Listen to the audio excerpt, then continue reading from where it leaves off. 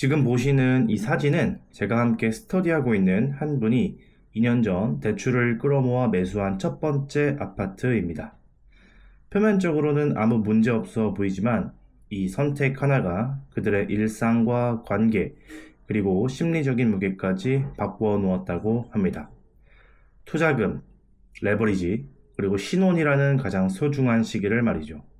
오늘은 부동산 스터디에서 직접 들었던 이야기입니다.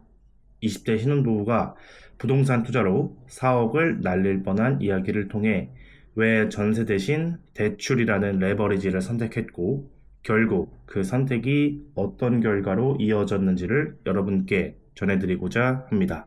그 부부는 결혼한 지 1년도 안 된 신혼부부였고 신혼집을 전세로 갈지 매매로 갈지 고민하고 있었어요. 주변에서는 다들 전세는 아깝다, 지금 사야 나중에 후회 안 한다 라고 했고 SNS와 유튜브에는 갭 투자로 자산을 불린 사람들이 넘쳐났죠. 그들은 보유한 현금 외에 전세금 수준의 추가 대출을 받아 신축 3년차 지방 소형 아파트를 실거주 겸 매수하기로 결정했다고 합니다.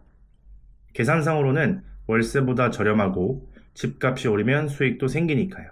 그리고 가장 중요했던 건 이왕이면 남의 집 말고 내 집에서 시작하고 싶다는 마음이었다고 해요. 그게 바로 그들의 사업 레버리지 투자의 시작이었습니다. 처음엔 문제 없었습니다. 금리는 낮았고 주변 시세도 안정적이었죠. 그런데 1년이 채 지나가기도 전에 금리가 오르기 시작했고 주변 신축 입주가 대량으로 풀리면서 전세가가 무너지기 시작했어요. 매수했던 집도 시세가 떨어지고 대출이자 부담은 점점 커졌습니다. 만약 그때 전세를 선택했더라면 이런 심리적인 압박은 없었겠죠. 하지만 동시에 그 집을 사지 않았다면 지금 같은 경험과 자산도 없었을 겁니다. 세입자가 아닌 내 집의 주인으로서 책임을 지는 훈련을 시작한 것이라고 하더라고요. 돈보다 더 힘들었던 건 매달 느껴지는 심리적 압박이었다고 해요. 대출 이자 내야 하고 혹시 집값이 더 떨어지면 어떠지 하는 불안감. 서로 함께 결정했지만 결과가 안 좋으니 부부는 서로 눈치를 보게 되고 대화는 줄고 각자 핸드폰만 보며 시세를 검색하게 되었다고 합니다. 집을 사서 안정되길 바랬는데 오히려 더 불안해졌다는 거죠.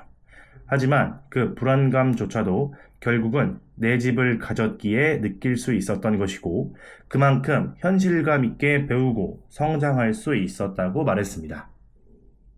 이 경험에서는 그들이 배운 건 분명했습니다. 첫째, 전세는 편안하지만 자산이 되지 않는다. 둘째, 대출이라는 레버리지는 무섭지만 제대로만 쓰면 강력한 자산 성장 도구가 된다.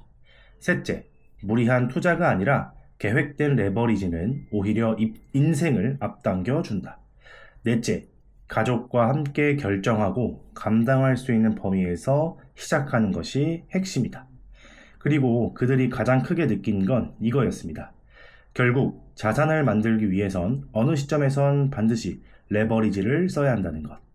현금만 모으는 것으로는 자산을 빠르게 불릴 수 없고 과감한 판단과 실행이 있어야 기회를 잡을 수 있다는 거죠. 처음엔 무서웠지만 지금은 그 선택이 있었기에 자산도 생기고 투자에 대한 생각도 깊어졌다고 말합니다. 그 부부는 지금도 투자한다고 합니다. 하지만 그때와는 전혀 다른 방식으로요.